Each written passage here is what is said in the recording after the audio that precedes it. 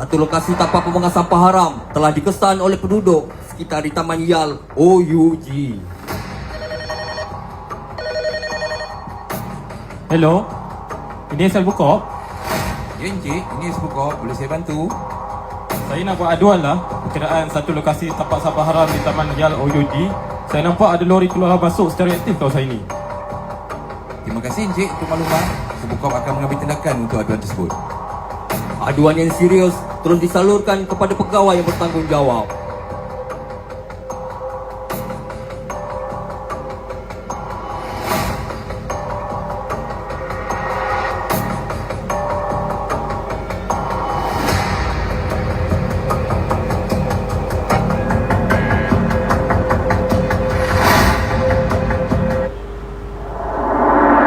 Bertindak atas aduan yang diterima, satu pasukan telah dibentuk untuk menjalankan operasi YAL.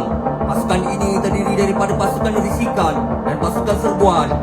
Operasi dimulakan sebaik aduan diterima.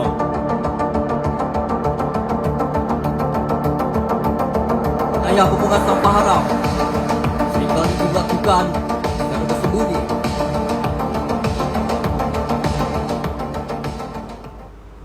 Jenayah pembuangan sampah haram seringkali dilakukan secara bersembunyi di lokasi tersorok dan pada waktu yang tidak dijangka, jadikannya sukar untuk ditangani melalui rondaan biasa. Di sinilah pasukan risikan SWCOP memainkan peranan utama dalam memastikan pesalah dibawa ke muka pengadilan. Penitipan rahsia selama berhari-hari atau berminggu-minggu dengan membuat pemerhatian waktu puncak pembuangan, jenis kenderaan yang digunakan dan pengencaman wajah atau pendaftaran kenderaan suspek. Unit drone turut digerakkan untuk membuat pengawasan dari udara. Berdasarkan maklumat risikan komprehensif, mendapati sebuah motor lori kerap dilihat menceroboh kawasan itu untuk melakukan aktiviti pembuangan sampah haram. Risikan lanjut mengesahkan terdapat 3 suspek utama yang terlibat. 2 individu, pemandu dan kelindan yang sentiasa berada di dalam kenderaan tersebut untuk operasi tapak yang turut kelihatan menguruskan lokasi pembuangan sampah haram itu. Ketiga suspek ini kini berada dalam radar pemantauan rapi untuk tindakan penguatkuasaan. Setelah risikan lengkap, operasi bersepadu diatur gerak dengan pasukan risik yang sudah bersiap sedia di lokasi dan memberi isyarat kepada pasukan serbuan untuk melakukan serbuan mengejut ketika aktiviti pembuangan sampah haram sedang berlaku.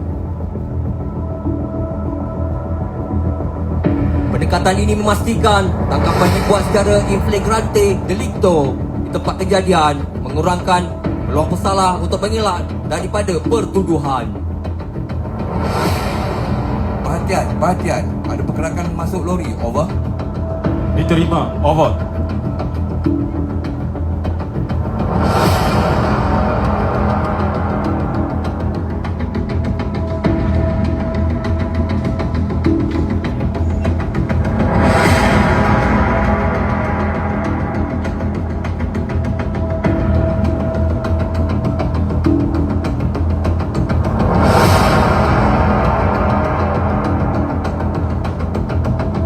Jackpot, backup, masuk.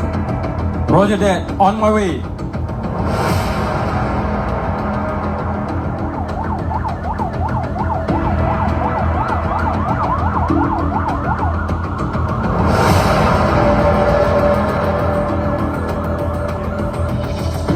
Berhenti, keluar.